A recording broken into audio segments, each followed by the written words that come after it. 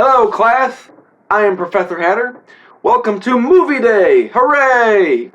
We haven't done a movie day in quite a while. It's been actually almost a year since I did my last movie day. I had two movie days actually in November of 2018. I had recently gotten my new history hat made, and I did two movie reviews on Netflix series documentaries about Oliver Stone's Untold Truth of Untold American History Truth. It sucked. It was garbage. I mean, the video's still up, but if you want to watch it, I guess go for it.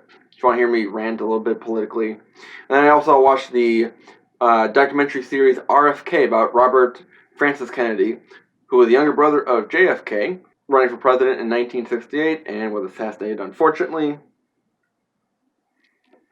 And did a movie review for that. But today we're going to be talking about a different movie. But today in this movie review, this movie day, we're going to be talking about a movie that covers the 1919 Chicago White Sox. Now this White Sox team, they didn't have any, big all-star names that you would recognize today, like Babe Ruth, Ty Cobb, those really big names of the dead ball era. But they had this really good culmination of players that Charles Comiskey, the owner and the manager, therefore, of the White Sox, put together, and they won a World Series in 1917. About the same players, a few players were added on in 1918, and in 1919, the White Sox were poised to win their second World Series title in 2 years and their third overall. The first one they won was back in 1906 against the Chicago Cubs. But yet, when you search on Wikipedia, you do a Google search, or you ask Google, "Hey Google, who won the 1919 World Series?" The 1919 World Series was won by Cincinnati Reds. Would you like to hear more? No, I'm good. Thank you. No problem. Great, Google. So, the White Sox lost to the Cincinnati Reds in 1919 in a best-of-9 series instead of 7. This was after World War I, and MLB baseball wanted to, kind of come into the profitability of the big prosperity after World War I, and all getting in on the money. So they had a 9-game series for the World Series, but it turned out that it wouldn't have been as competitive as people had hoped it would be. People thought that this 1919 White Sox team was the best ever to take the field. All the odds were on them. They were considered the best team, but they lost. And why was that? Well, they had some fixing to do. Well, it was a fix. The 1988 film, 8 Men Out, is a historical depiction, narrative really, not depiction, I'll say historical narrative, that covers the 8 men who were involved in some capacity of the Black Sox scandal of 1919. And they went into trial eventually in 1921. They were found not guilty, but were later called out of the game forever by the commissioner. So we're going to cover the 1988 film 8 Men Out, the historical narrative talking about the Black Sox scandal of 1919, which later led to a trial. So we're going to get into the movie right now. Please take notes while we're watching the movie. I know it's a little bit of a hassle, but hey, we're going to have snacks today. Billy, did you get the popcorn? Oh, good. You got the popcorn. Billy, this isn't cooked. Wait a minute. If I try some magic here. Hey, look at that. Popcorn. Can enjoy some popcorn. And since it's a baseball movie, can have a nice beer to go with the movie, and a hot dog, or 20 or so. Either way, whatever you want to do for a snack, enjoy the movie, and let's sit back and watch the 1988 film, 8 Men Out.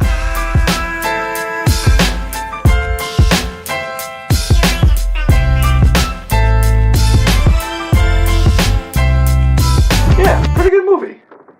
So before I go to the rest of the review, as I'm recording this, I have a pretty nasty cold going on, so I'm plugged up here and congested in the chest, so I'm not going to sound like my regular self, instead of sounding bad on camera, I'm going to sound even worse, just to let you guys know. So, the movie, first of all, has a really good cast, if I didn't mention that before. This was considered an all-star cast in itself. Now, there are a few names that I'll include on the screen that those names are famous for back in the 80s. Some of those names don't carry on like they do today, but there are a few names that you might recognize. One of the main fixers, one of the main gamblers, a part of this whole smorgasbord deal here, is named Sleepy Bill Burns. He's played by Christopher Lloyd, who 3 or 4 years earlier from this movie played Doc Brown in Back to the Future. Then you also have Happy Fletch, I think that's his name. He's an outfielder for the Sox. He's played by Charlie Sheen, back when Charlie Sheen wasn't Tiger Blood winning crazy, when he was a little bit more tamer. Then you also have John Cusack playing the Boy Scout character of Buck Weaver, the third baseman. I'll get back into why he's the Boy Scout for the movie later on. And then you have Chick Gandil, who is the first baseman for the White Sox, who is the main go-to guy, kind of the liaison between the players for the fix and talking with all the gamblers involved with the whole ordeal. He's played by Michael Rooker, and if you don't know who that is, then I'm going to put a picture up of one of his more recent roles. He's in Blueface and got like a red mohawk going, so a little bit more familiar for audiences nowadays, but back then he looked a little bit more normal. And actually, I saw that he was the catcher in the movie, and then reading the lists for the cast, he is the first baseman. Now, the movie starts in the last game of the regular season, and there are 3 perspectives that kind of set up the whole movie, and the opening scene kind of goes between each of the 3 perspectives throughout the movie, where you have the players who are on the field playing the game, and you kind of get to know the players and a little bit of the background and kind of their characteristics. And then you see the gamblers in the stands. You have Sleepy Bill Burns, and then you have Bill Marg, I think his name is. But it's the 2 Bills, and they are kind of looking around the whole field and kind of making a list of, all right, well, I like that guy. We'll put him down for sure. Weaver, he likes to win too much. We'll give him a maybe. Eddie Cicotte, we definitely have to have the pitcher who, controls the pace of the game. Got to have him in the fix. So they're making kind of this list of, who needs to be involved in this whole ordeal. And then the third perspective that they show in the beginning of the film, in this scene, is the ownership of Charles Comiskey. He is the owner of the White Sox. He was a ball player back in the day, in the late 1800s. He owns the White Sox, and he is known as the Old Roman, and is known as Commie, short for Comiskey. And this was back in the day when it was okay to be called a commie, no correlation with communism. And he is entertaining his guests, the sports reporters, and kind of, giving them all that they want, all nice food and booze that they can have. And he's talking about his players, how they're the best team ever to take the field. And you hear one of the sports reporters, after Comiskey talks about how great Eddie Cicotte is, even though his arm's a little flimsy here and there, it's one of the best arms he's seen in the game. Meanwhile, that same sports reporter in the back there is talking to his colleague, Huey. Well, if he likes him so much, then why doesn't he give Cicotte a living wage? And that's kind of a point that'll continue as a theme throughout the whole movie of why the players got in on the fix. So the players do win the AL pennant in this game, and the players afterwards go to celebrate in the locker rooms. Instead of getting a bonus that they're promised in cash, they're given champagne to celebrate with, and it's flat. And that really ticks the players off. That the Old Roman is, again, at his cheap ways. Now, the way that the fix starts about is Chick Gandil gets involved with a sports gambling guy from Boston. I think his name is Sports Sullivan. The players kind of get involved either by choice or by accident, where someone hears about the fix in the bathroom stalls, kind of funny. They're like, hey, let me in on this. So they also try to get Eddie Cicotte involved with the fix. Now Chick Gandil is trying to get Eddie Cicotte involved with the fix. Eddie's like, no. I want to play this the right way, fair, straight. He goes to see Comiskey for a meeting. He goes to Mr. Comiskey, you promised me in my contract a bonus of $10,000 if I win 30 games. Comiskey says, well, you only won 29 games, so what's your point? Well, Eddie Cicotte says, well, you had Kid Gleason, the manager on the field, bench me for 2 weeks. I could have won at least 2, maybe 3 games during that time span. Comiskey says, well, we needed to rest your arm for the series. Now, I'm kind of inferring that Comiskey is talking about the World Series, but I'm not sure totally. But that's the top inference of what Comiskey is talking about for the series. And that is a huge springboard point where Eddie Cicotte now is involved with the fix. And that's where you start to really feel a little bit of sympathy, maybe empathy for the players, that these guys are getting screwed out of so much money. The whole point of this movie really is to show that this is the best team in baseball, but they're being paid so low. Best team, low payroll. It's not supposed to be happening. So that's why they have the fix go on. They want to make money, get back at Comiskey. Now, the beginning of the movie is kind of confusing, where you're trying to connect the dots of, which players are involved, know about the fix, and then which gamblers are the main guys, who's holding the money, who's in charge of everything. That's the confusing part of this movie. The first 20 minutes or so, well, the 10 or 15 minutes after the game in the opening scene, that's when it starts to get a little confusing, I think. But if you watch it over and over, you kind of follow along. Now, the rest of the movie is really interesting with all the tension between the players who are involved with the fix, who aren't involved with the fix, all the fighting in the locker rooms in the White Sox clubhouse. Buck Weaver, knowing about the fix after he heard about the fix meeting in a train car on the way to Cincinnati before Game 1. He heard about it, but he's like, I don't care. I'm not taking any money. I'm just going to play my ball game, and we'll see how it turns out in the end. So he knows about the fix, but he doesn't tell anyone. And that's kind of his Boy Scout approach, where he's trying to be the good guy and play straight, but he doesn't tell anyone. And that really bites in the butt later on. Now, again, throughout the rest of the movie, the tension is really high, and sports reporters are trying to figure out, hey, this game isn't on the level here. This game is a little crooked. This series is crooked. And they try to figure out who the players are. Some of the fans kind of figure out that something is a little crooked here, and there's some mob actions that are prevalent throughout the movie.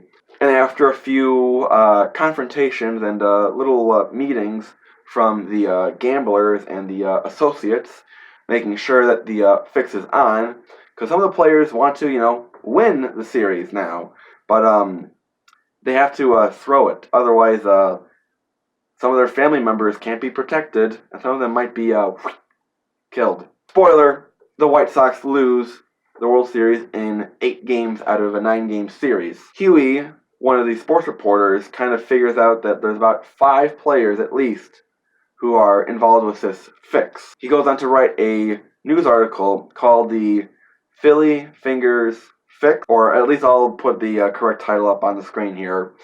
And it really shows and kind of exposes the gambling problem, not only with the White Sox in the 1919 World Series, but overall as a culture, that gambling has infected the game of baseball and it's tainted it. It's a big problem. And literally, it has been, I'll talk in my history class discussion video later on, that gambling and baseball have coincided with each other for a long time. It's just that this was the highest point that it's ever gotten to. A trial then ensues where the players are kind of tossed around, and they're kind of told to keep quiet and let everyone take care of it. All the big lawyers to take care of everything. The point of the trial is to take care and clean up the gamblers and protect the players, protect the game of baseball. Buck Weaver later goes on to say that he wasn't given a fair trial. He was thrown into this mix, even though he never took a dime, never took any money. He played fair ball. If you look at his numbers show that he gave his all and best effort for this World Series. Well, Buck, you're still a part of the problem. You know, if my brother and sister break the window in the family room here, and my parents come home and they ask me, what happened? And I go, I don't know, man. I think it was like a big squirrel that, flew through the window, or it was like a big bird that just, was going through the window. I don't know. Maybe it was a neighbor. Maybe it was a Glossner. I don't know. I know what happened. And when the truth comes out, I'm just as guilty for knowing what actually happened, but not confessing or telling all the details of what happened. So, Buck Weaver, you're in trouble for that as well. Now, at the end of the movie, the White Sox are found not guilty. You would kind of think that, they were all involved. There's all this evidence mounting up against them. Well, to tell you a little secret, it's Chicago. Everything's corrupt. Come on, this is Chicago. It's Chicago. Everything's corrupt. Everything is fixated on, keeping the law out of the way of the gamblers and the politicians, and making sure that everyone gets off scot-free, if you know what I mean. So, big surprise there. So it's a very overarching theme of Chicago and Illinois to fix things just to make sure that the right people get away with ramifications or consequences. Now, the end of the movie is a really great scene. It's one of my favorite scenes in this movie. You have all the players coming together and celebrating. We're scot-free. We're innocent. We can play baseball again. It'll be a slap on the wrist, but we'll be fine. We'll get over it eventually as a team. But we're home free. We're innocent. This is awesome.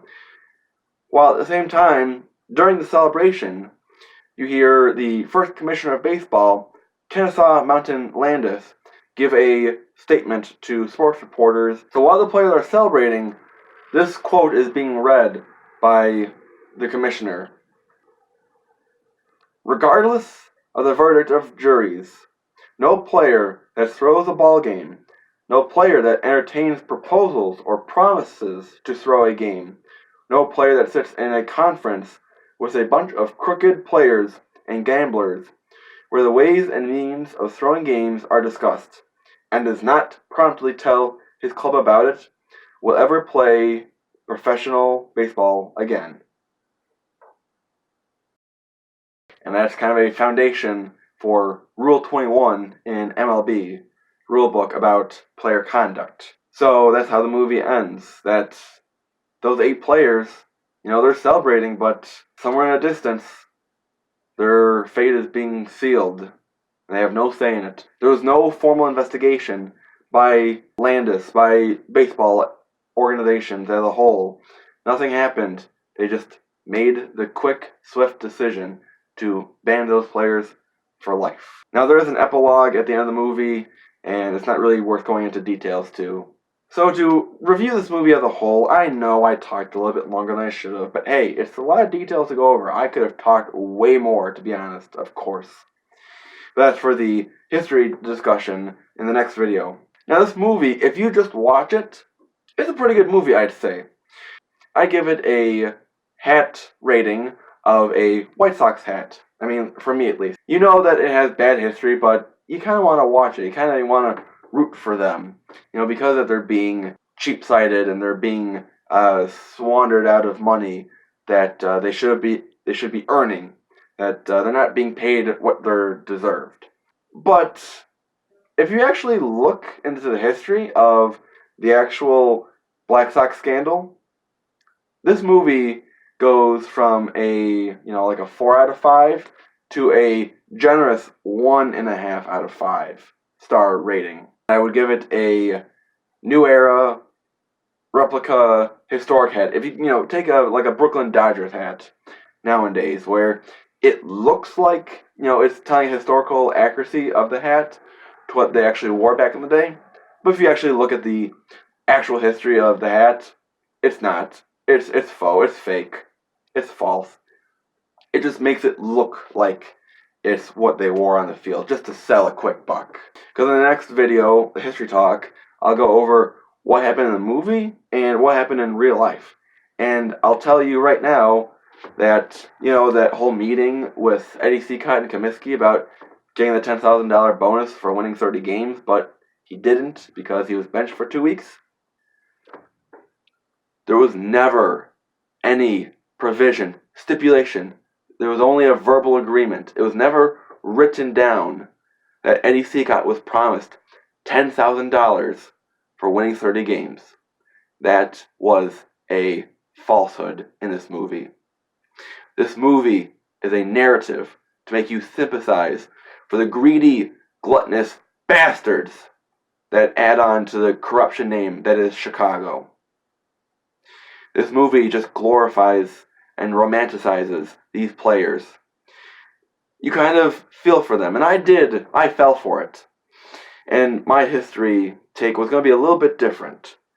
But actually doing the research, and there's still plenty of research to go on, but from the research that I did, and knowing this movie, I cannot in good conscience give these players any crocodile tears. I just can't. These players, like I said before, were greedy, and they deserve to be banned. Now we'll talk in the next video about should Shoeless Joe Jackson have been banned from Hall of Fame talk? Should he be considered for a Hall of Fame? We'll talk about that in the next video. But for now, this is a movie review from Professor Hatter. I do actually recommend watching 8 Men Out. It's a good film. It kind of gives you a bit of a perspective generally of what happened with the 1919 Black Sox scandal. But when you do watch it, don't take it too seriously. Because history movies don't always tell the real story. They make sure that they tell a narrative to make the story work. But I hope you can join me in the next video for a history talk about how to view 100 years later the Chicago White Sox of 1919. We'll talk more about the details and everything else that you could ask for. So I hope you enjoyed this video. If you stayed to the end, good for you. And congratulations to you for sitting through this long video. So hats off to you for watching. As always, if you're new to the class, please subscribe. Comment down below if you've ever seen the movie 8 Men Out and what you think of it, and anything that you've heard about the White Sox 1919 World Series scandal. What you know about it. So, as always, hats off to you for watching. Have a good day, class. See you in the next video. Bye. When it came time to write my newspaper review of this movie, I don't know, something just came over me. My fingers on the keyboard had little minds of their own. I was rolling along, writing my usual scathing but civilized comments, when suddenly a sinister inner force took over and I found myself typing, and I quote, "I hated this movie. Hated, hated, hated, hated, hated this movie.